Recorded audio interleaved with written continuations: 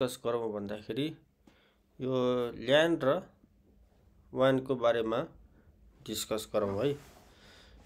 ल्यानको के छ भन्दाखेरि have diameter of not more than few kilometre भनेको हाम्रो एउटा नेटवर्क छ जुन नेटवर्क चाहिँ केही 1 किलोमिटर मात्रै यसको एउटा परिधि हुन्छ भने डायमिटर अनुसार पुरा बनाउनु पर्यो हैन। वानको चाहिँ के छ त यो सर्कल चाहिँ ठुलो कभरेज चाहिँ के छ त धेरै किलोमिटर हन्ड्रेड्स अफ किलोमिटर्स हैन छ।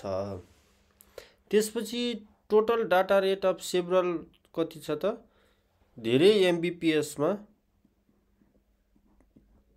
यसले डाटा ट्रान्समिट गर्न सक्छ। किन सक्छ भन्दाखेरि यो हाम्रो नोड हो हैन। जस्तो यो कम्प्युटर हो एउटा अर्को कम्प्युटर यी बीचमा चाहिँ कम्युनिकेसन हुने नजिक भएपछि के भयो त फास्ट कम्युनिकेसन हुने भयो है। अब यहाँको र यहाँको धेरै टाढा छ नि त भनेपछि यसको चाहिँ के भन्दा ट्रान्सफर टाइम चाहिँ धेरै लाग्ने भयो हैन। भनेको उही सेकेन्डमा चाहिँ यसमा थोरै बिट ट्रान्समिट हुने भयो। त्यसपछि complete ownership by a single organisation यो भनेको एउटा जस्तो क्याम्पसले ओन गर्छ। फर इक्जाम्पल आफ्नो क्याम्पस भित्र मात्रै नेटवर्क हुन्छ भन्न खोजेको हैन।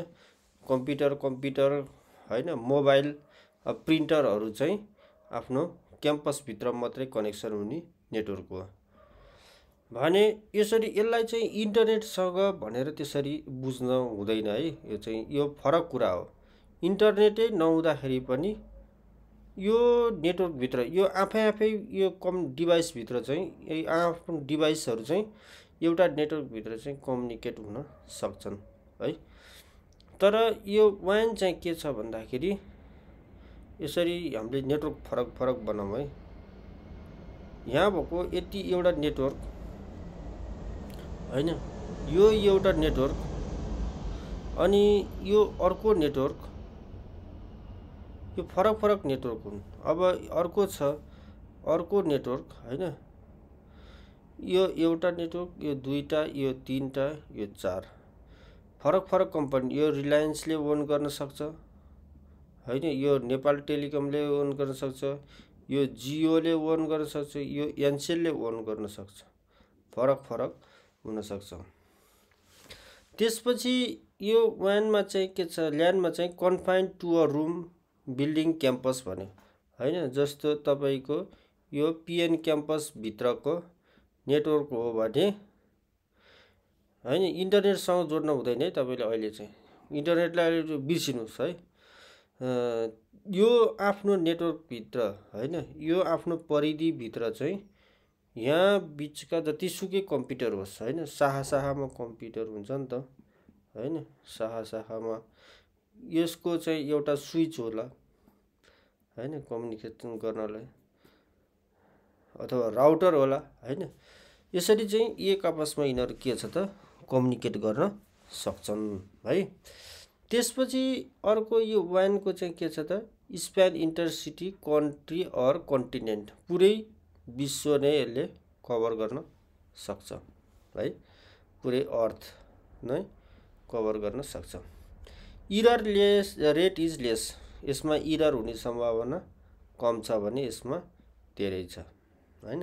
किनकि फरक नेटवर्क बीचमा चाहिँ कम्युनिकेसन हुन पर्यो।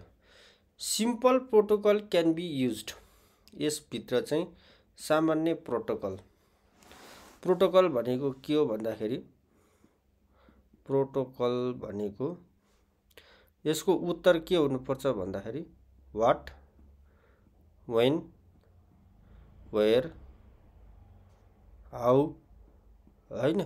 यी कुराहरु चाहिँ डाटा कसरी ट्रान्समिटमा यी कुराहरुको उत्तर के पठाउने हो कति बेला पठाउने हो कहाँ पठाउने हो कसरी पठाउने हो भन्ने कुराहरुको यो प्रोटोकलले चाहिँ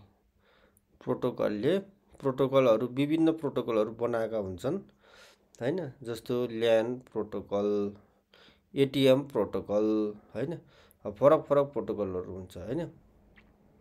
यी प्रोटोकलहरूले चाहिँ यो ल्यान प्रोटोकल भन्ने चाहिँ हुँदैन है, इथरनेट भन्ने चाहिँ हुन्छ बरु हैन। यो प्रोटोकलहरू युज गरेर चाहिँ यो डाटा ट्रान्समिट हुन्छ है। त्यसपछि protocol will be relatively complex भयो। LAN cable is highly reliable and वान केबल्स आर लेस रिलायबल भन्ने कुराहरू गर्छ है। यति नै हो।